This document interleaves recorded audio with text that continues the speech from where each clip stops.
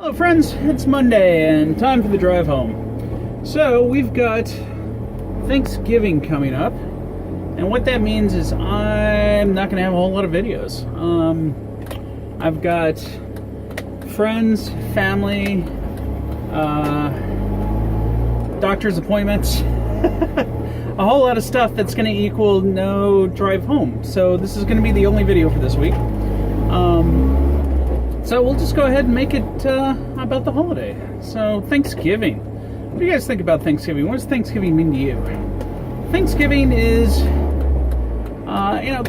quite similar to how I spend Christmas. It's basically just eating a lot of food with friends and family that you like being around. I guess that's kind of different from what my Thanksgiving is, as opposed to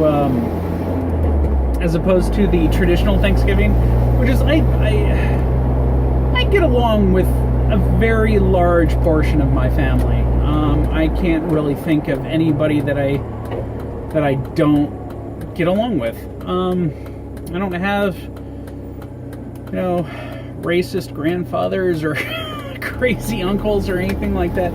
Well, I mean, I have crazy uncles, but they're crazy in a good way. So I don't really get, Thanksgiving doesn't give me a lot of anxiety. Thanksgiving is about eating food, spending time with my friends and family, and just chilling, just having a good time and being together and getting all warm and catching up with each other, because it's kind of funny. Even though since I moved out to where I am, I see I'm in the area where my dad's side of the family is, and I didn't get to see him a lot when I was growing up because I lived in a different part of the country. And in that different part of the country, it was all my mom's side of the family. And even though I'm here now, I still only see my dad's side of the family on holidays.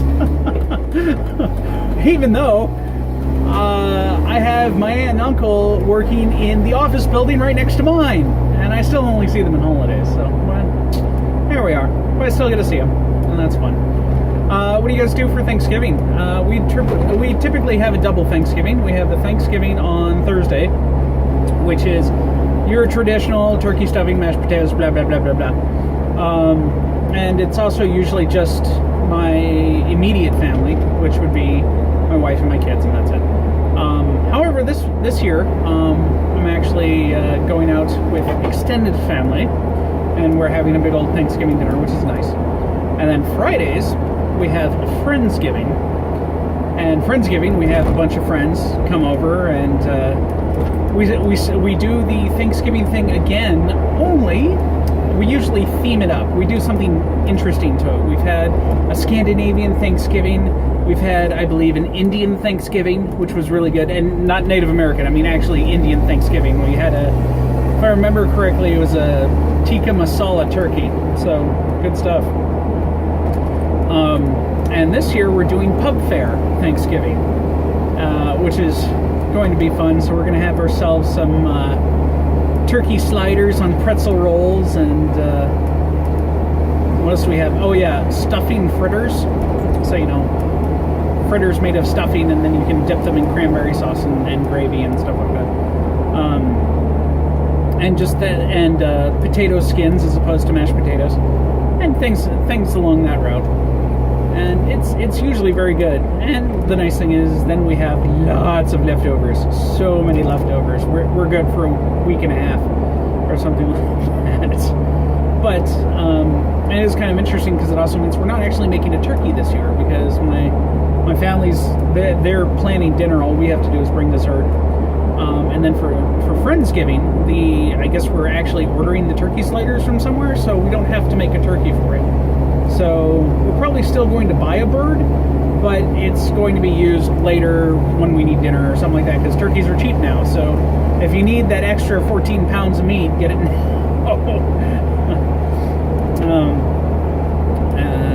Let me see if I can give you some pointers too. One thing that I used to do a lot, haven't really since I moved, but I can give you some pointers on it, is frying a turkey.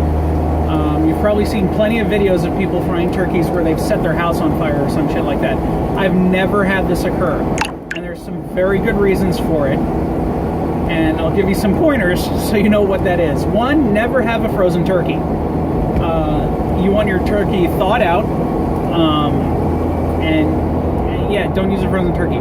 2, measure your oil ahead of time. This can be really easy to do. What you do is you just take the turkey, you put it in the pot that you're going to be frying the turkey in, and actually this would be a good double usage for it, and then you fill it with brine. I mean, that's one way you could. You don't have to use a brine, but fill it with brine, and that way you go ahead and brine your turkey, and then when you take the turkey out, measure where the brine level is, so that way you knew where it was when it was fully submerged. And that's what you want to fill the pot up with oil, and that way you don't overfill it, so when you put the turkey in, the oil will overflow, so you don't want that. The other thing, if you are brining the turkey, make sure it is dry before you shove it back in the fryer. So brine the turkey, and then probably a good couple of hours ahead of time. Oil takes a while to heat up anyway, so a good couple of hours ahead of time, pull the turkey out, measure it, empty out the brine, clean it out, put the oil in, get the oil heated, and while that's going, you need to pat dry that turkey. You don't want any water in there, because water and oil do not mix, and that's where you get a lot of fire as well. Also, make sure you're doing it in an open area, a nice patio or something like that works pretty well. But again, I've never had any problems, so I'm giving you what things I do to make sure that we don't screw up the turkey. And it's very specifically like a water issue, because one year I did a Cajun turkey, and with a Cajun turkey, that sucker was covered in a almost glaze that I made. That was all sorts of seasonings and a Louisiana-style barbecue sauce. And that turkey was just coated in it, and it fried just fine. No problems, no fires, nothing like that. The other thing too, don't drop the turkey into the pot. You want to set it down nice and easy. Go slowly if you have to. Wear gloves so you don't get splattered, things of that nature. But follow these nice simple steps, and you too will have a delicious, safe fried turkey. And I'll see you at home.